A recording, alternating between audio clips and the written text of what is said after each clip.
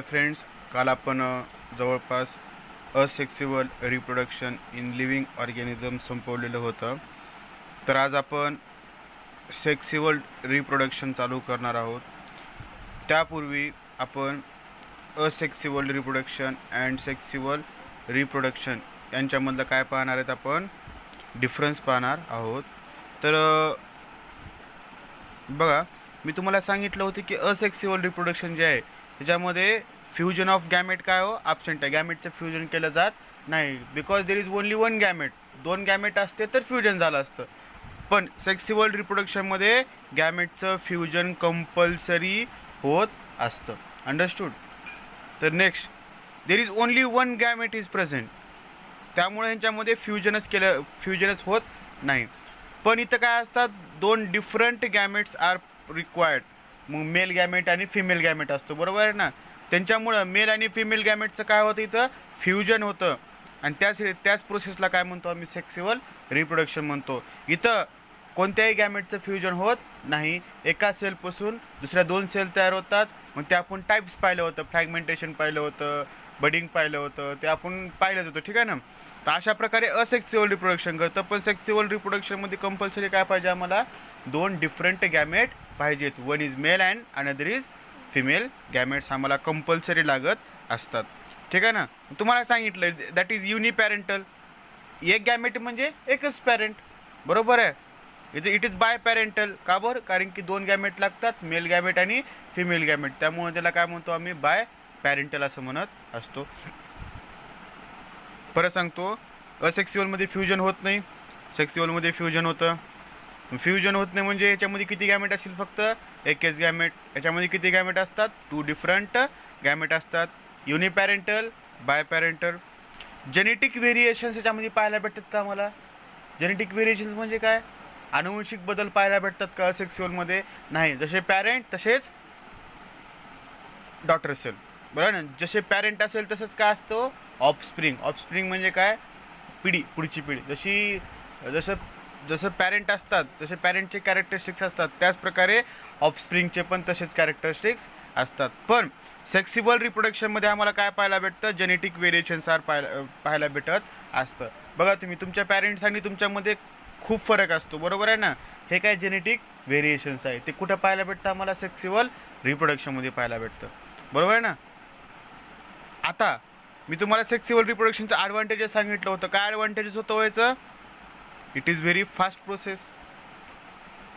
पण सेक्सिबल रिप्रोडक्शनचं ॲडव्हान्टेजेस काय, असेक्सिबल रिप्रोडक्शनचं ॲडव्हान्टेजेस काय, इट इज व्हेरी. तर असेक्सिबल रिप्रोडक्शनचं ॲडव्हान्टेजेस काय पाहिलं होतं, these are the fast process. And disadvantages काय, जेनेटिक रिकॉम्बिनेशन आर ॲब्सेंट. यांच्यामध्ये कोणत्याही प्रकारचं जेनेटिक रिकॉम्बिनेशन केलं जात नाही. पण सेक्सिबल रिप्रोडक्शनचा ॲडव्हान्टेजेस काय, ह्याच्यामध्ये जेनेटिक रिकॉम्बिनेशन प्रेझेंट आहे. पण disadvantages, it is very slow process.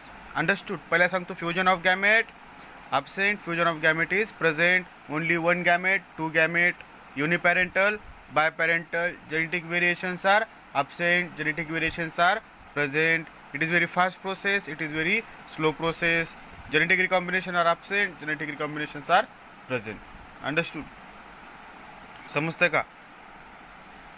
तर नेक्स्ट आहे, तर आपण आता सेक्सिबल रिप्रोडक्शनची माहिती घेणार आहेत. तर sexual reproduction occurs in two germ cell. आता हे जर्म सेल हा एक शब्द तुम्हाला नवीन आला, बरोबर ना. जर्म सेल म्हणजे काय, की आता आपण जर मेल, आपल्या उदाहरणात ह्युमनचं जर एक्झाम्पल पाहिलं, आपण ह्युमनचं एक्झाम्पल जर पाहिलं, तर ह्युमनचं मेल गॅमेट कुठं तयार होतं, टेस्टीजमध्ये तयार होतं, बरोबर आहे ना. आणि फिमेलचं कुठं तयार होतं, ओव्हरीमध्ये तयार होतं, बरोबर आहे. तर मेल गॅमेट ह्युमनमध्ये टेस्टीजमध्ये तयार होतं आणि फिमेलमध्ये ओव्हरीमध्ये तयार होतं. मग टेस्टीजमध्ये जे सेल असतात त्या सेलला काय म्हणतो आम्ही, जर्म सेल म्हणतो. आणि ओव्हरीमध्ये जे सेल असतात त्या सेलला काय म्हणतो आम्ही, जर्म सेल म्हणतो. लक्षात ठेवायचे फक्त आपल्याला, की sexual reproduction occurs in two germ cell, that is male gamete and female gamete. थोडक्यात काय सांगायचं आपल्याला, सेक्सिबल रिप्रोडक्शन होण्यासाठी आम्हाला 2 गॅमेटची गरज असते, एक मेल गॅमेट आणि एक फिमेल गॅमेट, आणि त्यालाच काय म्हणतो आम्ही जर्म सेल म्हणतो. बरोबर आहे. तर बघा, सेक्सिबल रिप्रोडक्शन 2 टप्प्यामध्ये घडतं. पहिल्यांदा गॅमेट फॉर्मेशन केलं जातं, नंतर फर्टिलायझेशन केलं जातं. आता लक्षात घ्या, गॅमेट फॉर्मेशन म्हणजे काय थोडक्यात सांगतो. आता सेक्सिबल रिप्रोडक्शन जे आहे ते 2 टप्प्यामध्ये घडवलं जातं. पहिली स्टेप काय सेक्सिबल रिप्रोडक्शनची, गॅमेट फॉर्मेशन. दुसरी स्टेप काय, फर्टिलायझेशन. पहिली स्टेप काय, गॅमेट फॉर्मेशन, दुसरी फर्टिलायझेशन. अंडरस्टूड. तर आता गॅमेट फॉर्मेशन म्हणजे काय नेमकं पाहू आपण. नेमकं गॅमेट फॉर्मेशन काय ते आपण पाहूया.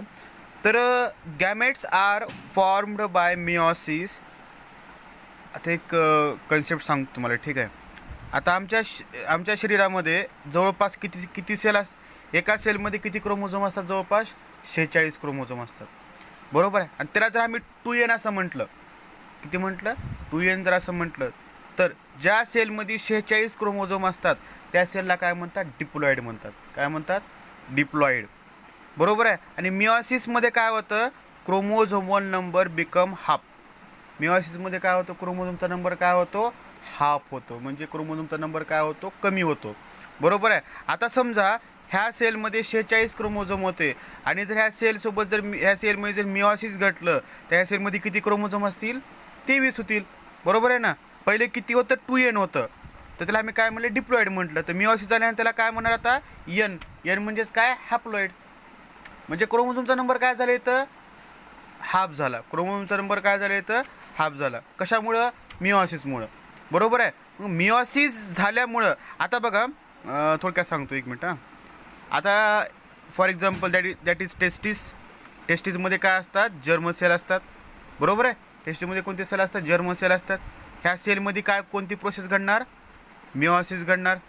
बरोबर आहे ना. हे जर्म सेल सर्व कशा असतात, 2n असतात, 46 क्रोमोझोम असतात मध्ये. बरोबर आहे ना. मिओसिस घडल्यामुळे यांच्यापासून काय तयार होणार, n तयार होणार.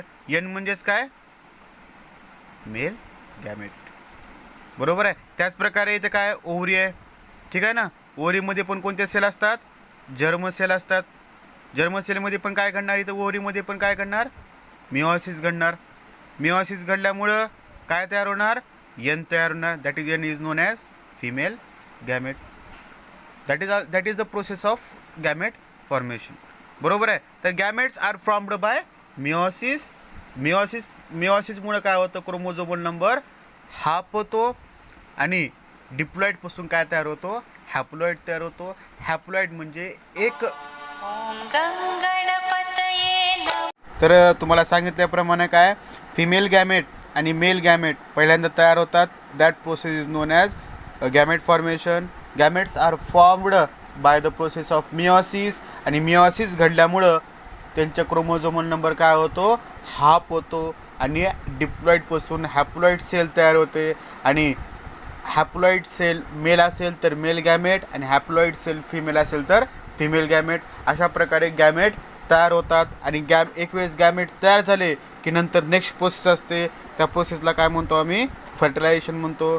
फर्टिलायझेशन प्रोसेसमध्ये काय होतं की तयार झालेला जो मेल गॅमेट आहे, तयार झालेला ह्या मेल गॅमेट, आणि तयार झालेली हे फिमेल गॅमेट. अंडरस्टूड. तर mail gamete and female gamete यांचं काय होतं, इथं फ्युजन होतं. हा n आणि हा n काय तयार होतात, 2n डिप्लॉइड सेल तयार होते, आणि त्यालाच काय म्हणतो आम्ही, ह्या सेलला झायगोट असं म्हणतो. बरोबर आहे ना. तर फॉर्मेशन ऑफ डिप्लॉइड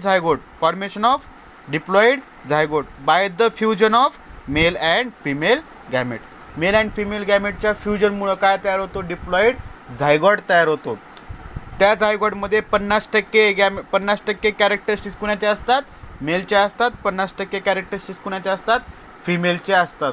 बरोबर आहे ना. आणि अशा प्रकारे दोघांचं काय होतं, फ्युजन होतं. आणि फ्युजन झाल्यामुळं काय तयार होते, डिप्लॉइड सेल तयार होते. आणि त्या डिप्लॉइड सेल परत काय होतं, डिप्लॉइड सेलचं त्या डिव्हिजन होतं. आणि डिव्हिजन झाल्यानंतर एम्ब्रिओ तयार होतो, भ्रूण तयार होतो.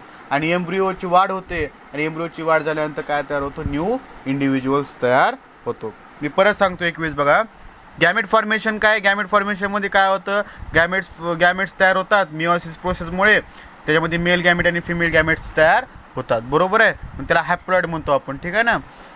आणि फर्टिलायझेशनमध्ये काय होतं, formation of diploid zygote by the fusion of male and female gamete, बरोबर आहे. Male male male and female गॅमेटचं काय होतं, फ्युजन होतं. मेल अँड फिमेल गॅमेटचं काय होतं इथं, फ्युजन होतं. आणि कोणती सेल तयार होते, डिप्लॉइड झायगॉट तयार होतो. आपण ह्याला काय म्हणतो माहिती का, जीवनाची पहिली पेशी असं ह्या मी त्याला काय म्हणत असतो, नाव दिलेलं आहे. It is the first cell of life. इतर नंतर काय होते, याची वाढ व्हायला चालू होते.